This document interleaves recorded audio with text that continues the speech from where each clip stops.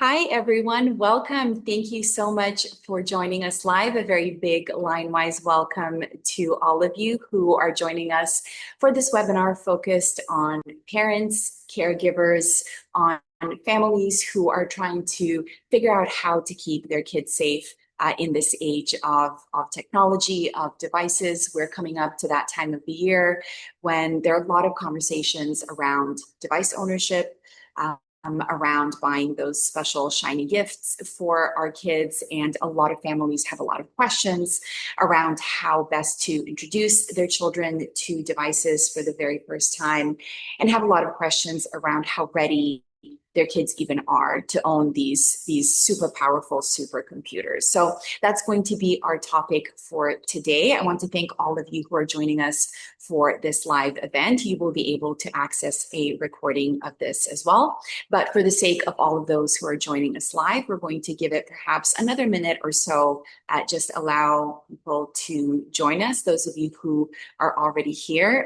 If you do have any questions, any comments, as we go through this presentation, please feel free to share them either through our chat function or through our Q&A function, which is also going to be active throughout this presentation. So as we wait for a few more people to join us, I'm just going to switch over to share my deck with you all. If you just give me a second. All right.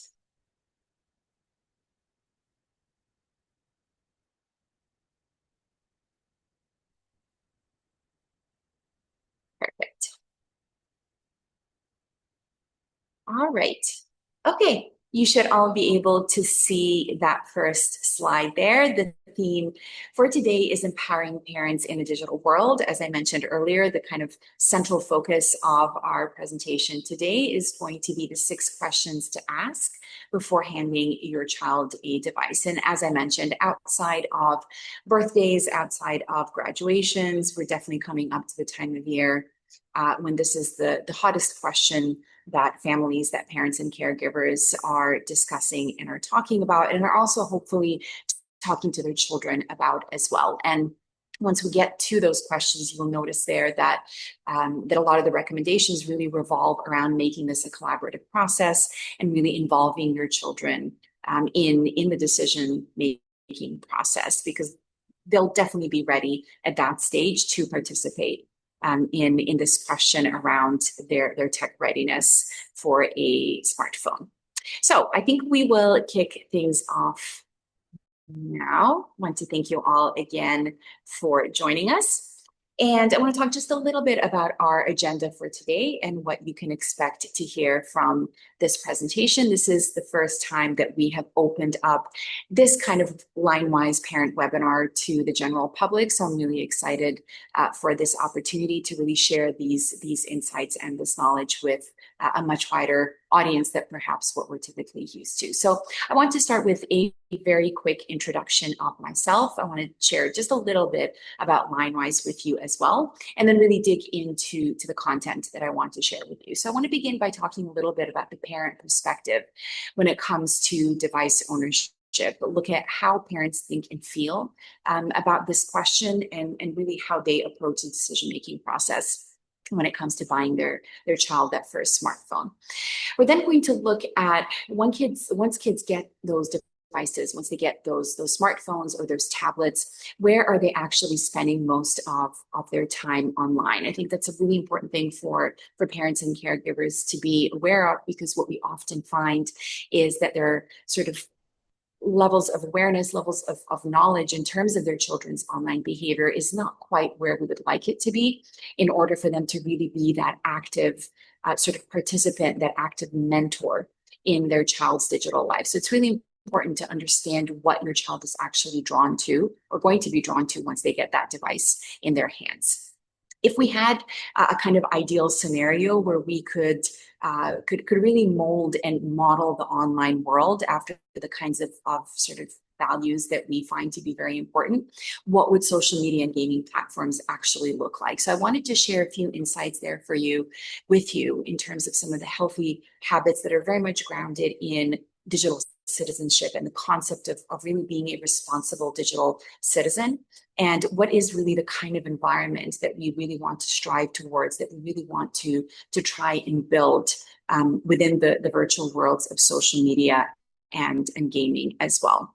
I don't think any presentation in sort of today's day and age would be complete when we're talking about children's online safety and their tech use without talking about that new kid on the block. So I do want to spend a few minutes talking to you about artificial intelligence, about a few sort of generative AI tools in particular, why children find these so incredibly attractive and enticing, and what are some of the behavioral patterns that we're already seeing in terms of how and why children are using artificial intelligence tools. I then want to geek out for just a very, very brief moment there and talk to you a little bit about some of the insights that we have from neuroscience and from psychology as well, that really tell us a lot about how and why children use their devices in the way that they do, and also why then as a result of that, it's incredibly important that we, as the parents, as the caregivers, as the sort of trusted and responsible adults in our children's lives, make sure that we really stay present as those digital mentors and make sure that we keep those digital boundaries consistent around our children's tech use. And then finally, we're going to move into those 6 key questions that I highly recommend that you ask, that are really going to help you answer that question around your child's tech readiness in general, but specifically when it comes to this question of whether they're ready to actually sort of own and use independently their own smartphone.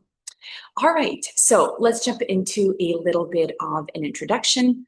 I see a few familiar names here in our attending list as well, but I know we might have some people here as well who are brand new to LineWise, to what we do here at LineWise and what I do here as well. So my name is Teodora Pavkovic. I'm the Director of Wellbeing and Parent Advocacy. I'm also a certified digital wellness educator. And so I've been in this digital wellness, digital well-being space for a little over a decade at this point.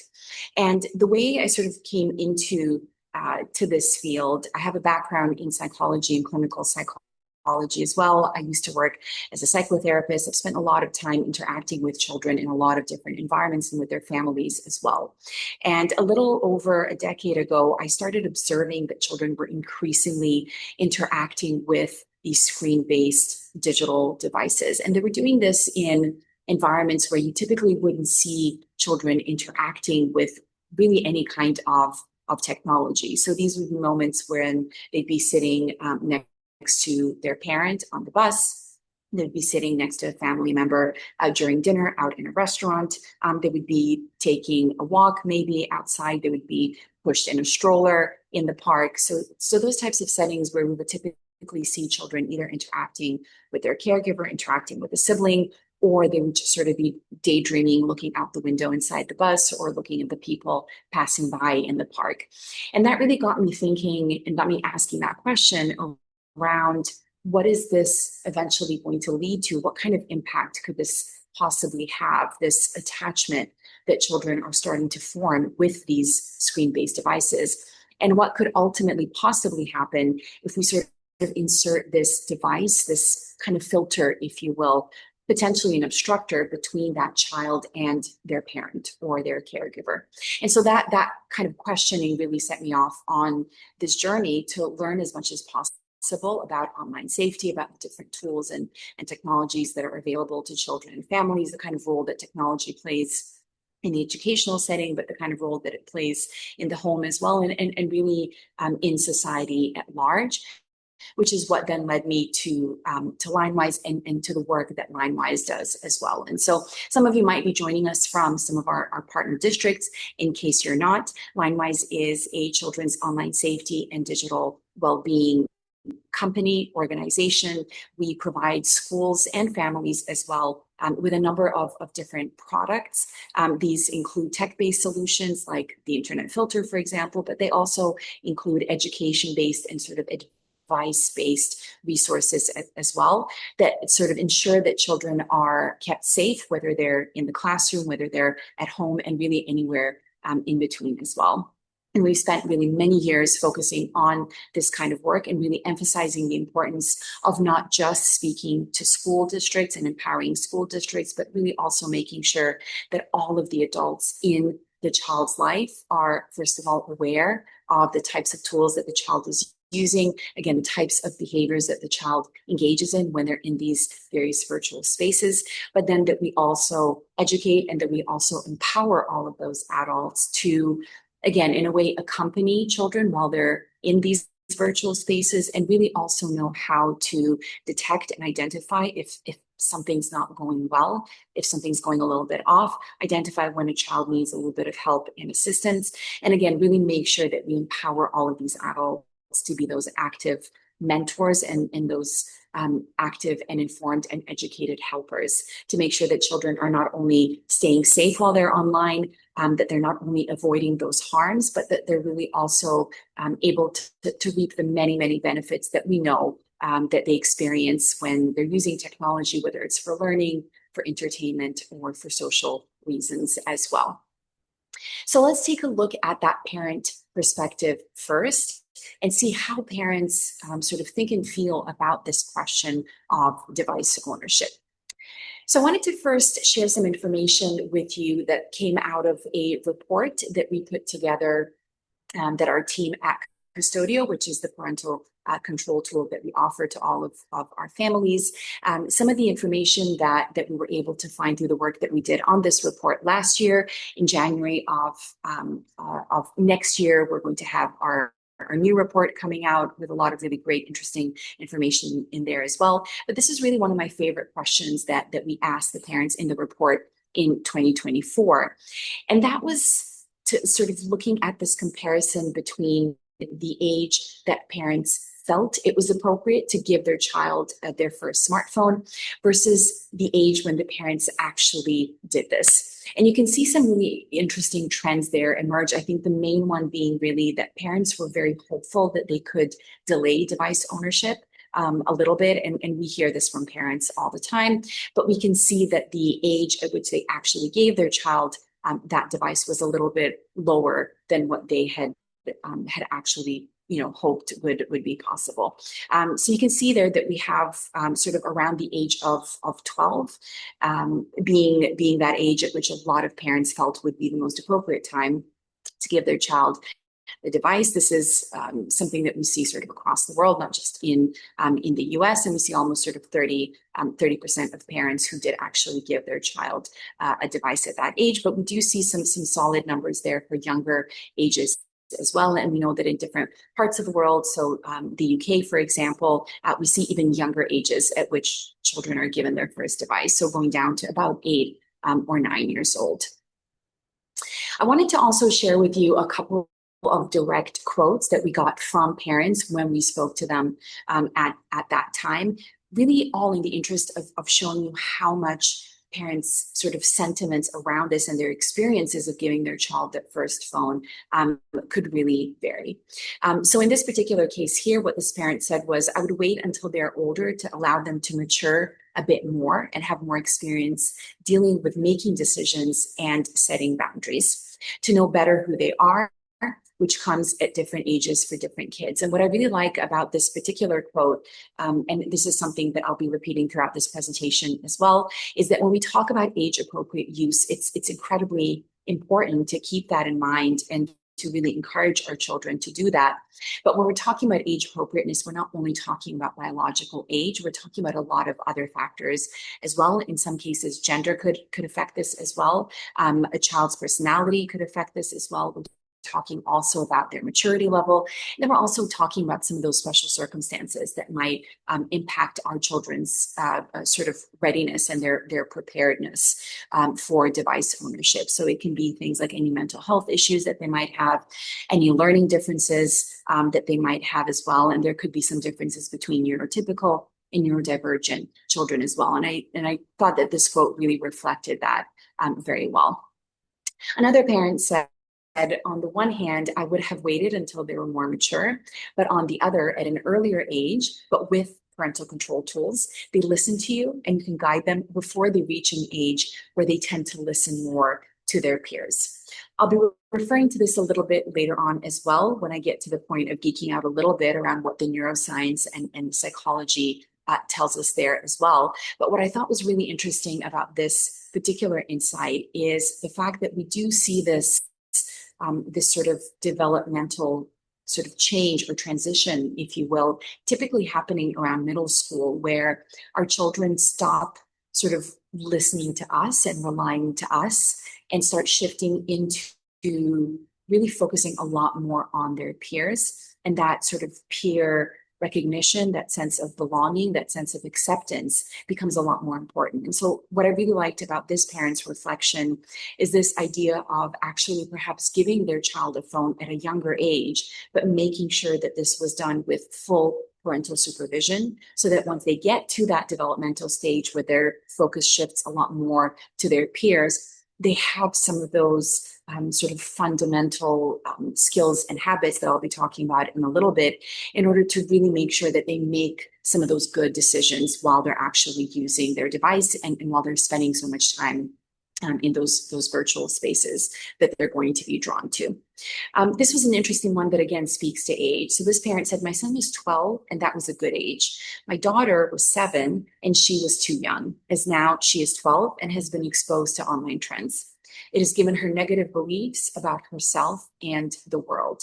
And so again, I think this one speaks to the fact that we can't only purely look at our child's age, but we also have to look at their personality. We have to look at their maturity level as well. And I think this is a huge relief for a lot of parents. A lot of the parents that I speak to feel that there's this one single magical age at which it will be the absolute right time to hand their child a device. And I think these really great insights from parents themselves who are out there trying to manage this are going to help a lot of parents who perhaps feel that there is that one particular ideal age at which their child can be handed a device. There are a few other factors that we want to keep in mind over there, and I'm going to be sharing a lot of those with you today. So let's look at our child's time spent online. One of the reasons why I think it's incredibly important that we do look into this with some amount of detail is that at this point in time, many children are almost constantly online. In the US, about 50% of teenagers report that they're online almost constantly. And I mentioned those many benefits that children can reap while they're spending their time online, and that absolutely stands. But as they're experiencing these positive aspects of the online world, they are also likely going to run into those digital risks and those distractions as well throughout their day as they're using their devices. So it's really important for us to have that understanding of what they're actually doing online, where they're going online as well, so that we can have those informed conversations with them once they actually start owning that device, so that we can really make sure that we know what we're talking about as we start talking about building some of those healthy boundaries around their technology use. So what do we know about children's habits online and how they're actually spending their time online? Where do they go when they actually go online? I'm going to be referring back to the Digital Dilemma report by Custodio that came out in 2024. The majority of the children who we were looking at with that report were between that sort of tween and teen age range of about 10 to 15. So keep that in mind as well. So I'm going to be looking at a couple of different types of technologies. We like to do that with all of our reports to really break it down based on age, but also based on the type of platform, because of course, not all apps are made equal. Not all platforms are the same, and they don't serve the same purpose, and they're not used by our children in exactly the same ways. So when it comes to video platforms, the ultimate winner here certainly is YouTube, whether we're looking at YouTube Kids, which is more sort of ideally or perhaps better suited for kids who are about 7 or 8 and younger. So whether we're talking about that version or we're talking about YouTube proper, it definitely is the very, very clear winner here, even above streaming platforms like Netflix and Hulu and Disney Plus. So a lot of kids are spending a lot of their time on both YouTube Kids and YouTube. And for the most part, what they're doing is looking up cartoons, looking up movies, looking up how-to videos, looking up sort of gaming related content as well. But this is sort of how they're spending their time on YouTube. Looking at communication apps, which obviously slightly older children will start frequenting the most, Snapchat is a clear winner and really has been for a very long time. As you can see there, certainly for the last sort of 3 or 4 years, it's been the most popular app. It continues to be that, and we're probably likely going to see that in our next 2025 report that is going to be released in just a couple of months. When it comes to social media platforms, I always like to ask parents what they feel is the number one absolute top most popular platform for tweens and teens. Teens, there is always that sort of tug of war, if you will, between Instagram and TikTok. TikTok has been the clear winner for a very long time. You can see there's a little bit of an uptick for the past sort of couple of years when it comes to Instagram definitely gaining a lot more popularity, but really TikTok cannot be beaten at this point. It is by far the most popular platform. And what we're seeing when it comes to TikTok in particular, and this is a little bit worrying and a little bit problematic, and that's why I just want to highlight it for you, is that we're seeing younger and younger ages start to use this platform. So there is some data out there showing that around sort of between 35 to 40% of children as young as 2 to 5 are also accessing TikTok and are watching and consuming TikTok content, and are often doing this on a smartphone and are doing this as sort of part of their solitary tech usage. So that's a really important thing to keep in mind if you do have a much younger child. So if you don't have a school-aged child, thinking about age appropriateness when it comes to TikTok is incredibly important. Looking at the gaming environment, there is definitely one platform in particular that has received a lot of attention, even well before COVID, but certainly during COVID. A lot of families and parents were really talking about Roblox as a lifeline, certainly as a social lifeline for their children. And many of whom were not able to attend school at that point, and therefore were really not able to have much of a social life. So Roblox really was, in a sense, a lifeline for them at that point. You can see there, sort of post 2022, the amount of time spent on the platform has definitely gone down, but it still is by far the most popular platform for young people. A lot of very young children, so about 7 and 8 and younger, who frequent this platform. A lot of negative attention that this platform has received in the US and the UK in particular over the past couple of months. But this still is the place, regardless, that a lot of young children flock to, many of whom have fun and safe experiences there. But of course, this is yet another platform that really requires parental awareness, parental involvement, supervision, mentoring as well.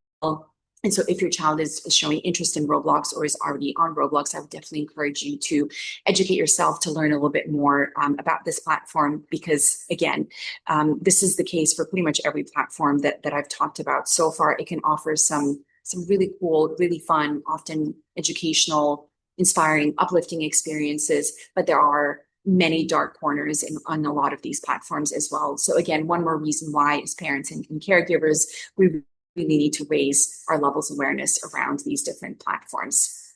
Now, screen time has been a hot topic for, I would say, at least a decade and even more. More recently, we've really been shifting that conversation and talking not just about screen time, but the quality of that time spent online as well.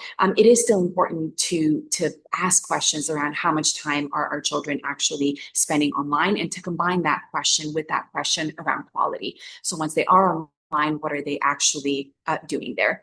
This is a reflection of some data that was uncovered by Common Sense Media. This is a report that's a couple of years old at this point.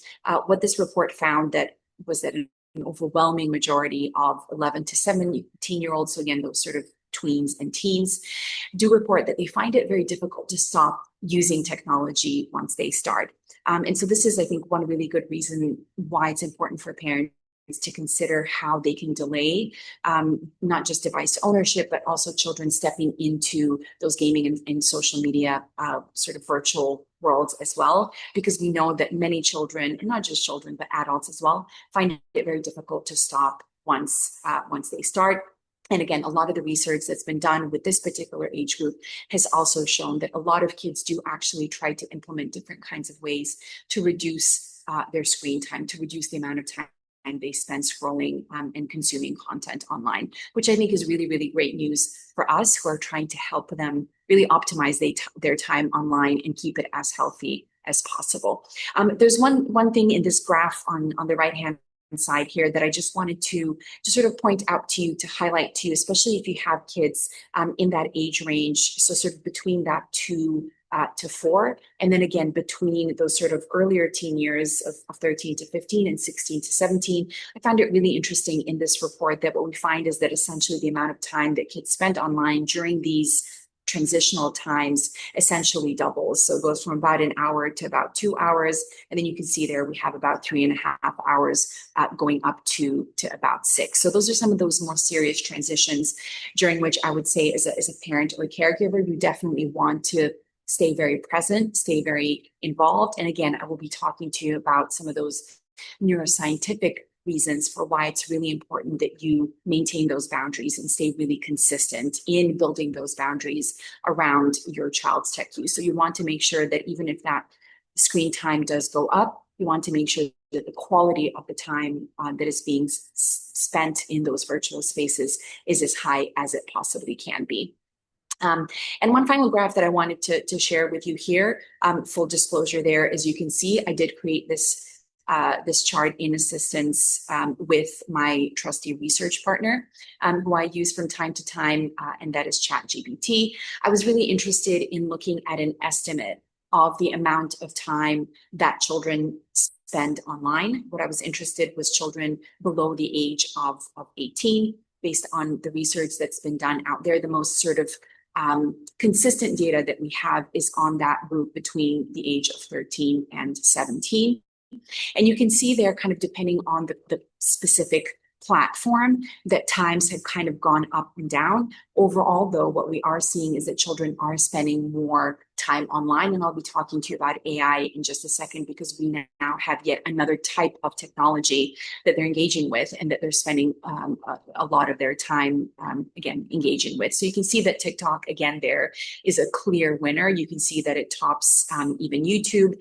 You can see that when it comes to gaming overall, the amount of time that children spend gaming has gone up. And as I mentioned, there are a couple of platforms there where the time spent has gone down a little bit, but when we look at some of the others, the time has definitely gone up. So overall, I would say that the amount of time that children are spending online is increasing. And keep in mind that this is not covering any sort of school-related or education-related time that is spent on their devices. So before I talk to you about that new kid on the block, I want to just take a moment to look at what we sort of have in place right now. So those social media and gaming environments and platforms. Again, if we could wave our magic wand and make sure that our children had healthy habits on those platforms, what would that actually look like? So what would it look like if we were not just to use that magic wand, but actually use tools and education and resources to be able to balance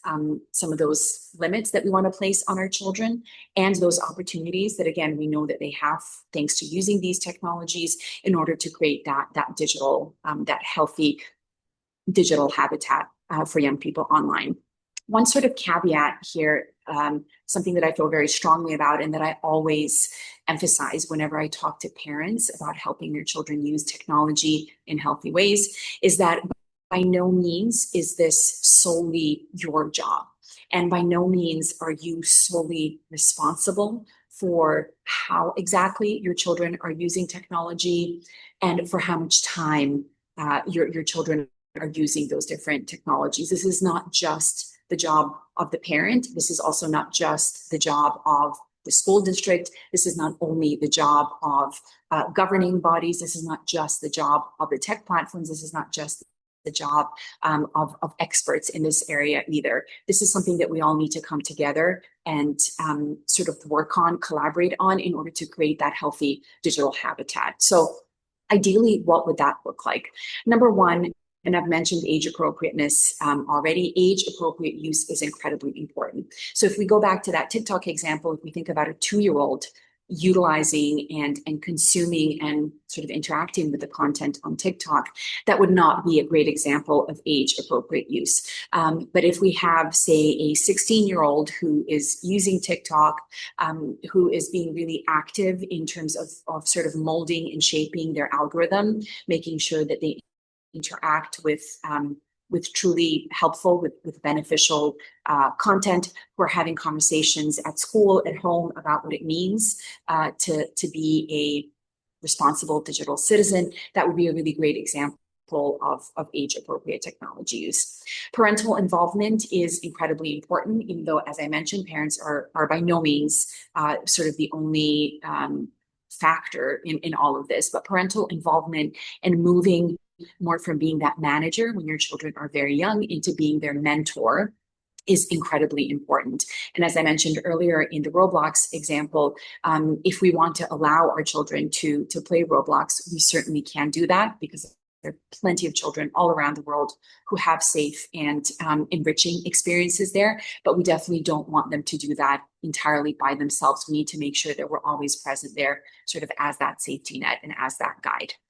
We want to talk to our children about their style of communication, and I would say also that context of communication. Social media, gaming are all about communication, right? These are incredibly powerful tools for communicating. So we want to make sure that we talk to our children, and that we're mindful as well of the ways in which we communicate and the different types of contexts in which we communicate when we're online. One example that comes to mind for me here immediately, that is still relevant now, but that really started emerging, I would say maybe 5, 6, or 7 years ago, is Twitter, now known as X. The style of communication on Twitter that has often been criticized for a number of different reasons. First of all, it allows for very, very brief, very short communication, right? A very limited number of characters. This, combined with the fact that very dramatic, very shocking, very sort of enticing types of content online get the most attention, meant that the type of or rather the quality of exchanges of communication on Twitter was really not that great. Definitely not the kind of sort of interaction that we would want our children to be exposed to and to take a part in. So how do we speak to other people when we're online? What's the type of vocabulary that we use? What's the type of language that we use? And we can talk about that in the context of more sort of short form content and communication like we have on Twitter, but we can talk about that in the context of email as well. So how do we want to get our messaging across? What do we do when we want to leave a comment on someone else's content, say on Instagram, right? So what's the type of language that we want to use? And then what kind of context are we seeing there? If someone is sharing very sort of inflammatory types of information, do we want to get involved there? Do we want to start up some kind of conversation there, leave a comment, share that video, and so on? So communication, I would say, is key. And if we could tackle that issue to make communication online, if we could make it less negative, if we could make it more positive, if we could make it more supportive, if we could make it more respectful, we would solve a lot of the issues that we're seeing right now, whether it's on TikTok or Roblox or really anywhere else. Discernment of information is really all about being able to identify, to detect, to sense when we are interacting with either false information, different kinds of disinformation, of misinformation, information that might be misleading, information that might not be that safe for us to interact with, to consume, and to share. Granted, this is becoming increasingly difficult, again, with AI starting to play a really key role in the ways in which we create and consume and share information online.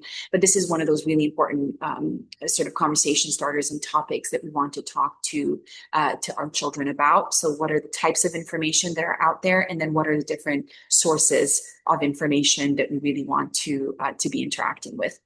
And then sixth and final here is making sure that we encourage our children to seek out help and to feel comfortable seeking out help online on the different types of platforms that are there, making sure that both we and they know how to report incidents online, but that we really encourage them to share with us some of those negative experiences that we have online. We know that it's an incredibly low percentage, something like perhaps 10% of teenagers who actually say that they do actually share about their negative experiences with a trusted adult, whether that's a teacher, somebody else at school, or their parent. So we know that young people feel very uncomfortable to share these negative experiences with us.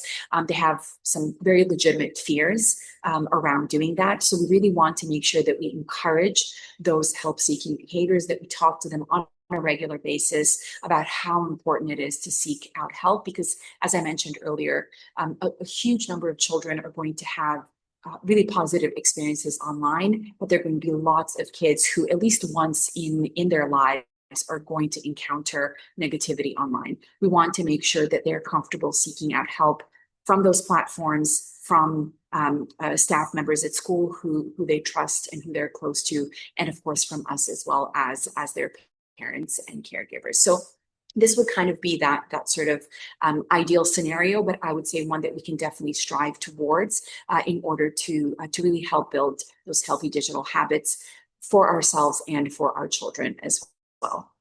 So let's now look at this brand new piece of technology that I've mentioned a couple of times as well. There are a couple of things that I wanted to focus on here. Specifically, we could spend another hour or even 3 talking about AI in particular, but there's just a few things that I wanted to highlight for you here that I think are particularly relevant now as we come to the end of this year that saw such a drastic increase in usage of not just those general purpose tools and platforms like a ChatGPT, like a Gemini, like a Copilot. Some of these your children will already be using as sort of for their schoolwork, right? So part of what they're doing in school already. But some of those more character-based or companion-based tools and platforms that you may or may not have heard of already. So ones like Replica, for example, and those on character.ai as well. So the first thing that I wanted to share with you here is the answer to this question of why I would say people in general, but why are youth in particular so drawn to artificial intelligence? There are a few reasons there that I think are pretty pretty common sense once we actually sort of look at the reality of the situation, the reality of the context that a lot of young people are living in, are growing up in, are maturing in. A lot of people, young people in particular, find it very difficult and or very expensive to access the type of help, advice, support that they actually need. Oftentimes they need this on a daily basis. All of these artificial intelligence tools are available 24/7, which is perhaps the best and perhaps the most dangerous aspect of this type of technology. They're also either completely free or relatively cheap-ish, and they're incredibly powerful to do a number of different things that young people are already using them for. And I'm going to talk to you about that on the next slide. So their availability, their affordability are two of probably the biggest draws for young people. And then there are a couple of other things that we're seeing children and teens share through a lot of different polls, and again, a lot of different research that was conducted this year in particular into their usage of AI tools. They really value the fact that these tools are non-judgmental. This can sometimes sort of go into that very drastic end of being excessively agreeable, being excessively supportive. So we call this sycophantic behavior that you may have heard of already. ChatGPT has had some issues with that, with its current sort of form and its latest update. But the fact that these tools are non-judgmental is an incredibly huge draw to young people, perhaps the biggest draw. It allows them to be anonymous. They can share as much as they want of themselves, but they don't need to share far too much. And again, going back to this non-judgmentalness, they know that it's a safe space in which they can share pretty much anything. And again, this leads us to the next point, which is that these platforms, these tools and these characters and companions, if you will, are always going to be supported. They're always going to be unconditionally positive. And you can see here on the right-hand side a screenshot from the landing page of one of these tools, which is Replica. You can see that the slogan there is, or the catchphrase really is, that this is an AI companion who cares. It is always here to listen and talk, and always on your side. And so you can imagine how this would be incredibly attractive even to an adult, somebody who comes to this platform with worries, with fears, with challenges, perhaps feeling very alone, feeling very lonely, hearing something like that, and starting to engage with a tool, with a platform that feels incredibly human, which of course these platforms are designed to be. One final thing that I wanted to share with you here that I think will be really important for you to keep in mind, and I think it will allow you to really come at this whole challenge from a much stronger position, is understanding the fact that today's young people seem to themselves really be overburdened with this idea of burdening their friends and family with their problems. This idea that they will burden the people in their environment if they share about negative things that are happening to them, or share about their negative or difficult or very, very heavy emotions. And they have a huge amount of fear attached to this idea of burdening and overburdening the people who are close to them. And so they would really much rather seek out options that would allow them to avoid having to do that, but still find a way to talk about their problems and find some kind of solution. Of course, if we were to rewind to, say, 20 or 30 or 40 years ago, there would have been no other option except to try and find a human being who we could speak to. But obviously, in today's world, given these types of technologies, children don't really need to go too far or search for too long in order to find not a human, but a human-like tool and entity that can feel very human and that can feel very close and understanding and very intimate. But again, never provide any negative kind of feedback, never reject, never create a distance between themselves and that child, only provide positive feedback, only provide that unconditional positive regard. And then more so than even that, provide advice and provide suggestions for how they can seek out help, for how they can try to do things differently in their lives, maybe make better decisions. Sometimes they can hand out even more serious advice relating to mental health issues and so on, that of course can be a huge challenge and a huge problem. But these are some of the key things to keep in mind as we consider these tools. And I know that a lot of parents are going to approach these conversations with a huge amount of fear and worry around this. Again, I think it will empower you to know that these are the particular specific reasons why your children really like these tools. So it's incredibly important that you approach these conversations not from a position of, I want you to stop using this technology and this tool immediately, but really to start asking questions around why, how, in which ways do you find this to be helpful? What are some of the areas in your life which this tool can help you with the most? Let's talk about some of these different ways, and let's talk about the ways in which this kind of help seeking can also be a bit risky. And let's talk about some alternatives to using these particular types of tools. So how exactly are young people then using these tools? I've already used a couple of keywords there, like advice, like help. But these are the three key uses of AI among teens. We found this from the work that we do as an organization, but this is also coming from all of the research that's been done by other organizations like Common Sense Media, like Pew, like Gallup, and a lot of other organizations that have really been asking young people about their experiences with AI platforms. So seeking advice is certainly a huge reason why young people flock to these platforms. A whole range of topics there, like relationship drama, emotional difficulties, and then, as I mentioned, more serious topics like major life decisions, but some mental health challenges as well, like self-harm, for example. Seeking out simply a companion in different shapes and forms. So through these relationships with character bots, some of the reasons are to simply alleviate boredom, but then others are to really share and explore deeper thoughts, deeper emotions in what, again, young people perceive to be a very safe, a very non-judgmental setting. But we are also seeing them taking sort of further steps and not just forming superficial relationships with these bots, not just forming friendships, in some instances forming sort of more intimate, deeper romantic relationships, and also using these bots in order to explore their sort of sexual thoughts and feelings as well.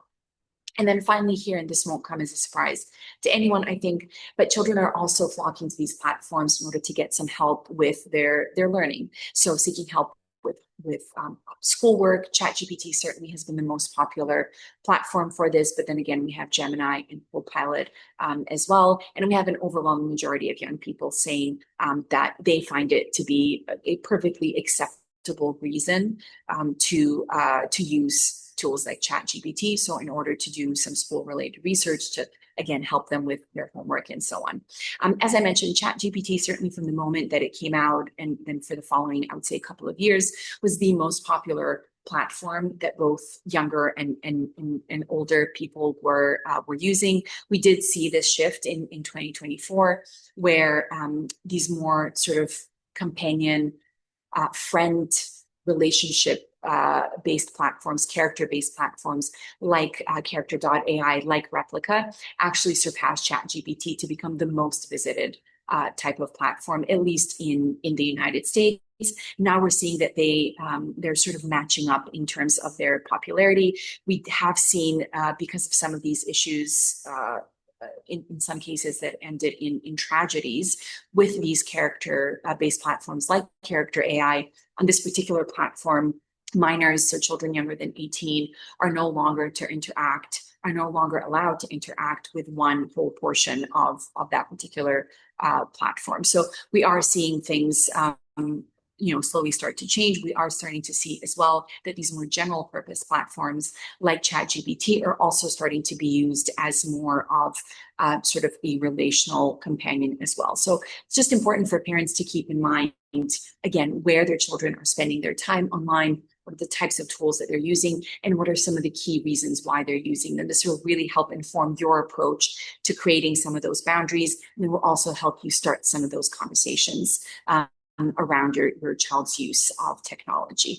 So let's take a look at what some of the psychology and the brain development, and again, the neuroscience tells us when it comes to how we can build those healthy boundaries around technology use, how we can think about our children's technology use, and then again, how we can allow that to inform some of those questions that we ask around tech readiness, whether we're talking about tech readiness in the context of their device, or we're talking about tech readiness in the context of our child creating their first, social media profile, say on Instagram, starting to game a little bit more. So perhaps creating an account on Roblox or Minecraft, whatever the case is. What does the brain development actually tell us about how we need to be involved and how we need to really mentor and guide our children?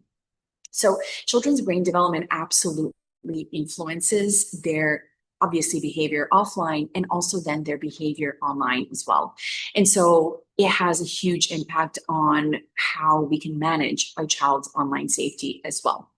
So we have come to this knowledge through asking some questions around what exactly happens to children during that phase of sort of between the age of 12 to 15, where we have noticed that they are much more likely to encounter online safety risks and certain online safety issues. Again, we see this from a lot of research that's been conducted over the past 10 or so years. So there are a couple of key reasons that have emerged and that answer this question for why this is happening with this particular age range.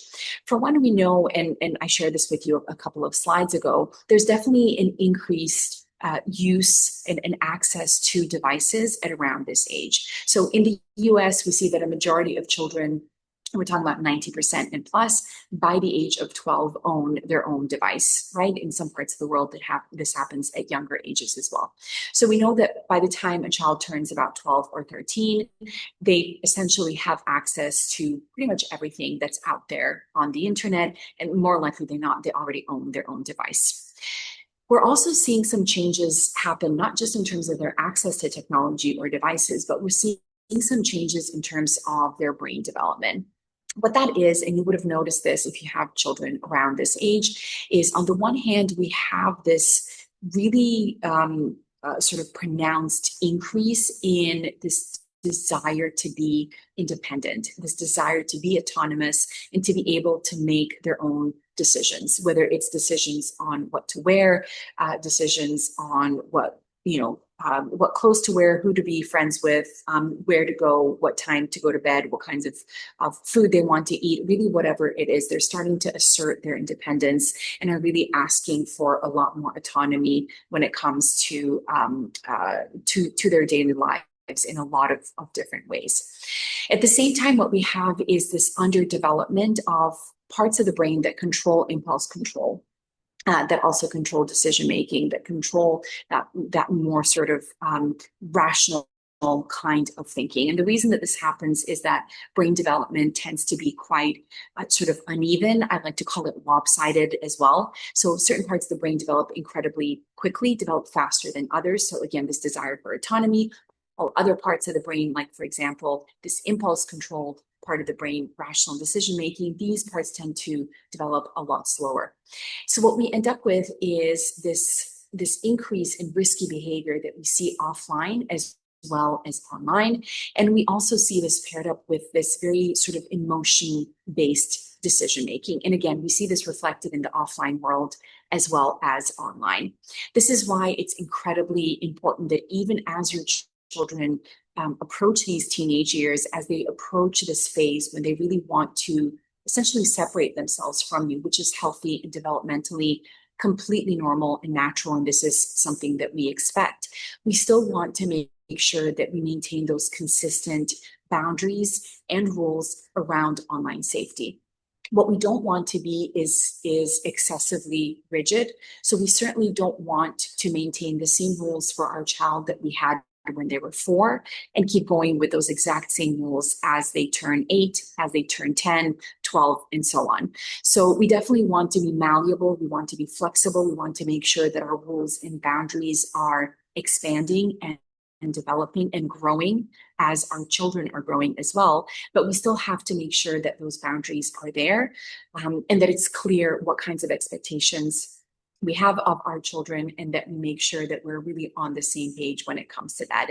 And one of my key recommendations there is, if you haven't done this yet, to develop a family tech agreement or a digital agreement that you will come back and visit, say every 3 months, 6 months, or 12 months, again, whatever you feel is most appropriate for your child and for your family, and revisit some of these rules and boundaries. And as your children are maturing, again, as their tech readiness skills are developing, you're going to sort of loosen up on those boundaries and loosen up on that control. And as I mentioned earlier, you want to move more from sort of being that very, very involved manager to stepping away a little bit and being more of that mentor and being really more of that guide. But the one important thing is for your child to know that you are always there and you're present and you're available as a resource should they need any help and should they encounter some of those online safety issues and some of those online safety risks. So let's shift gears now and go dive in a lot deeper into the key question of the moment, which is your child actually ready for a smartphone? Remember, just as a very quick recap, the key sort of question here really is around age appropriateness. And remember, when we talk about age appropriateness, again, we're not just talking about a child's biological age and whether they are 4 or they're 10 or they're 17. We're also talking about their personality. We're also talking about their maturity level. We're also talking about any types of learning differences that they might have, and really any other sort of contextual information that is going to be really important in this decision-making process. And this is really where you as a parent have such a critical and crucial role to play, because you know more about these different aspects of your child and their personality than pretty much anybody else does. And so I want to share these 6 questions for you and really allow them to inform that decision-making process. And if you have two kids, if you have three kids, if you have four kids in your home, the answers to these questions might look different for each one of your kids, because these tech readiness skills are going to look different for each one of your kids, depending on these factors that I shared with you earlier. All right, so what is the sort of the first fundamental, very, very practical sort of real world question that we want to ask ourselves? The question is, can your child at this point in time be responsible for a piece of tech equipment that is by no means going to be cheap, and that in many cases is not even affordable for a lot of families? I talked about it being this kind of supercomputer before. The price tag certainly reflects the power of this device. So is your child at this point in time ready to actually own a device like that and be responsible for it, as opposed to just have access for it? And so that is one of our key recommendations. If you feel that your child isn't quite ready for that yet, is to really think about allowing them to have access to either your phone or another device that is shared, that is in the home, and then wait for a little bit for some of these other tech ready skills to become better developed, so that you can then transition your child into full-on ownership. Question number two, and this has become incredibly important. I think just the mere nature and existence of social media has really changed how we think about privacy. So does your child at this point in time understand the concept of privacy? Do they understand the difference between private versus public? In some cases, even adults don't quite understand what that means, what the difference is. So here we're talking about information. So does your child know what types and categories of information should always remain private, should never be shared? So these can be things like passwords. These can be things like your home address. These can be things like when mom or dad or whoever the adult is at home has gone off on vacation or has stepped outside, and I'm home alone at this point. Is that the kind of information that we want to broadcast on social media? But we're also talking about different types of behavior. So what kinds of behavior are appropriate in a private setting and are, for example, not appropriate in a public setting? And this is a much easier sort of conversation to have with our kids. This is a great conversation starter, by the way, as well. It's not that difficult if you think about it in the context of your child's offline life as well, right? We talk to our kids about this all the time in the offline world, or IRL, in real life as well. So we talk about what are the kinds of things that we talk about inside our home that we don't share, information about our family that we maybe don't want to share with others online. What are the different ways in which we speak to the adults at home versus to strangers, versus to kids who are our age, versus to the elderly, and so on, right? This goes back to that tone and context of communication. This is in part a communication related question. So does your child understand that difference even when it comes to the offline world? But then do they understand that when it comes to the online world? And if you don't feel like they're there quite yet, then it's likely they're not ready for, again, full-on device ownership yet. Number three, how prepared are they to handle that sort of the darker side, if you will, of social media experiences, gaming experiences, other online experiences in general, and that peer pressure as well? And again, this is something that we talk to our children and we teach them about in the offline world as well. So it's that famous question that those of us who grew up in the, probably going back all the way to the 50s, but 50s, 60s, 70s, 80s, 90s, were often asked, if all of your friends jumped off a bridge into the river, would you do it as well? Often the answer, of course, is yes, because again, the importance of belonging and being just like your peers is so incredibly important when we're tweens and teens, when we're in that developmental phase.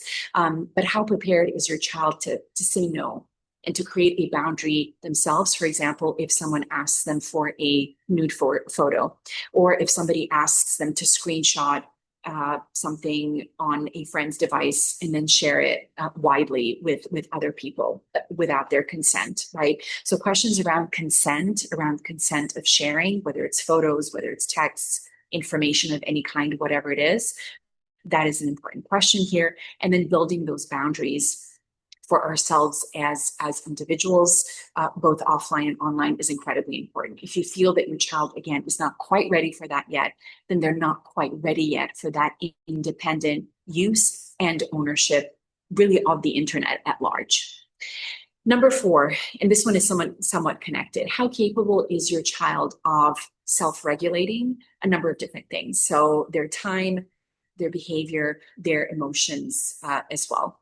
And this is really an ongoing process. This goes back to that sort of lopsided brain development, if you will. It can take a long time. According to some research, some experts, it takes as long as perhaps the age of 25, perhaps even a little bit later, for us to really fully develop that capacity and that ability to regulate our emotions and to also be able to make some of those sort of rational, responsible decisions in life.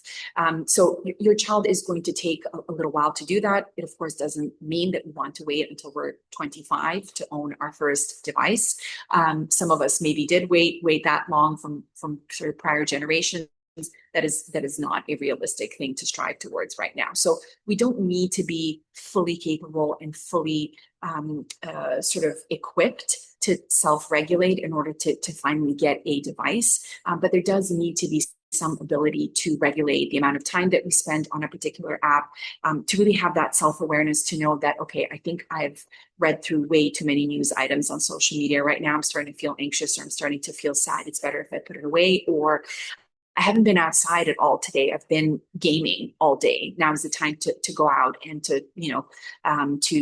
see the sunlight, or to just breathe in the fresh air outside, or whatever it happens to be, or coming across a particularly heated exchange or a piece of content online that you feel that you want to jump into and respond to or share.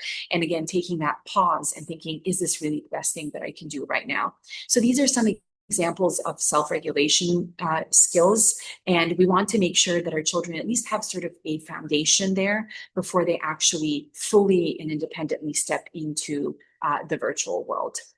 Number 5, this one's a pretty practical one. Does your child know how to adjust privacy settings, report incidents on the platforms that they use? This is really one of the easiest ones, I think, to tackle for yourself as well. So exploring the platforms that your child wants to use, exploring the actual device that they're going to own as well, becoming a little bit more familiar with some of those privacy settings. If your child does want to use a social media platform, knowing how to set up some of those privacy settings there, kind of quizzing your child as well, and you can quiz each other too, to make sure that both you and they know how to report incidents on those particular platforms, when they should involve you, when they should involve somebody at school, and for you to also know that in some cases you might need to involve the school as well, perhaps even law enforcement in some of those sort of more worst case scenario. But this is a question around really, does your child know how to sort of protect themselves online, thinking about some of those sort of first aid responses, if you will.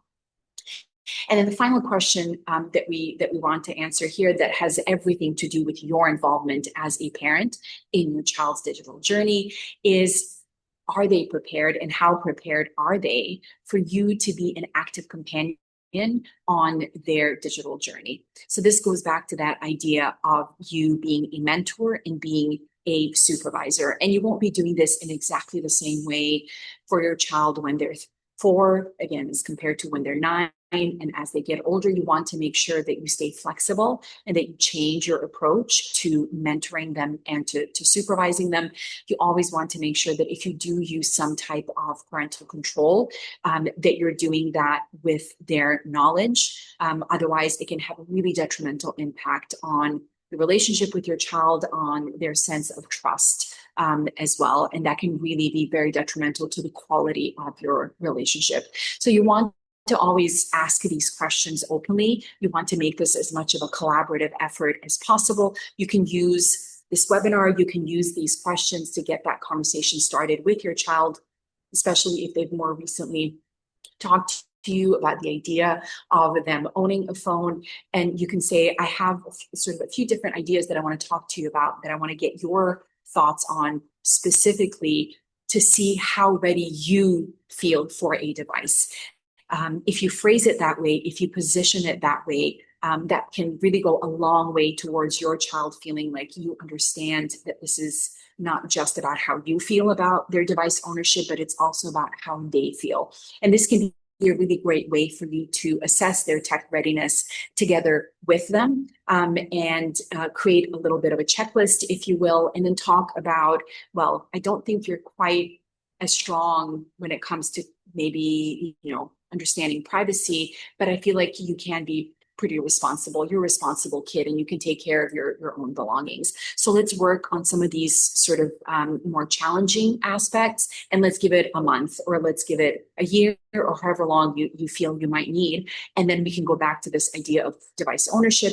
In the meantime, you can have access to my phone, the family tablet. If you'd like to use Instagram, we can maybe open an account together. We can use it together. We can go through the privacy settings and set them up. So there are lots of different ways that you can still sort of make sure that your child is experiencing the online world, is experiencing whether it's social media they're interested, or AI tools that they're interested in, whatever the case is. There are lots of ways that they can still reap the benefits of those different technologies and platforms, even without actually owning their own device. So I hope that these questions are going to be helpful for that purpose. I hope they're going to give you some ideas in terms of already where your child stands. I'm pretty sure you'll have a relatively good sense of just how ready they are for device ownership at this point, and also what are some of those more challenging aspects of their sort of their digital readiness skills, if you will, that they still need to work on, just a little bit more. So with that, I am going to wrap up on the presentation portion of our webinar for today. If you do have any questions right now, please feel free to let me know. Again, as I mentioned, there's the chat function that's open for you there, the Q&A function that's open as well. Please feel free to visit the LineWise website afterwards, and you can also contact us through that website if you have any other questions, if you would like any additional resources, whatever kinds of questions you might have, we'd be more than happy to help you. There was one question, well, there were a couple of questions actually that did come in that I wanted to address here before we wrap up. One has to do with this idea of I've already given my child a device. They already own a device. We went through this whole thing already. And then we realized afterwards, or I realized afterwards, that I actually have some regrets here. And I actually wish that I hadn't done that and that I'd waited. If you remember that graph that I showed you earlier on towards the beginning of the presentation, there was definitely a little bit of discrepancy there in terms of the age at which parents felt that kids were prepared for that device, and then the age at which they actually gave their child that device. So regret is, I think, definitely a word that a lot of parents associate with their child's first phone. So there are a couple of things that you can do there. I would definitely go back to that list of 6 questions. You can, again, use this webinar and you can use those questions to start a conversation with your child and say, okay, you've owned your phone now for a month or 3 or 6 months or a year, however long it's been. Open it up for them first without really sort of adding any judgment to this or making any kinds of sort of critical statements around how things have gone. Really ask them to talk about how they feel it has gone first. What have been some of the struggles? What are some of the things that have gone well? What are some of the things that haven't gone so well? And ask them, honestly, what do you think has gone really well? And what are some aspects of your phone use that even you're maybe surprised by? And what are some of the things that I could maybe help you with, or that you would sort of like to improve?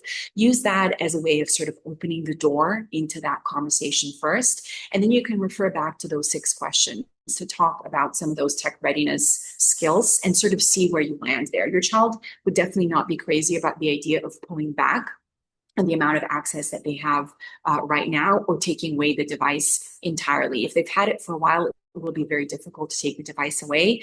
You might not want to do that. You might want to think about placing different kinds of limits or boundaries. You can install a parental control app, again, with their knowledge, and talk about limiting the amount of time maybe that they spend online, or the number of days during which they spend time online, or the purpose for which they use that device. So you might want to designate it as being used just for entertainment, maybe 30 minutes a day, and not be used for that purpose on a weekday, but only on the weekend. Perhaps during the week, they'll only use it for their schoolwork, and perhaps you'll want to use a parental control tool that can, switch off the internet at 8 p.m. or something similar to that, right? So there are different kinds of ways in which you can pull back a little bit in a controlled measure. We never recommend completely taking the device away or completely uninstalling apps that are problematic or anything of that kind, but really having those conversations first and then sort of gradually sort of reintroducing the particular platform, whether it's gaming, whether it's social media, gradually increasing the amount of time that they can spend online and so on. So that was one question that I wanted to address because there were a couple of different people that I've received this question from in the context of this webinar, but this is in general a question that comes up really, really often. So I think we'll wrap up with that. I want to thank you all for attending. I want to thank you all who are watching a recording of this webinar. Please leave any comments, any questions that you have, and if you would like any additional resources, please be sure to visit our website. Thank you again and hope you have a great day. Thanks.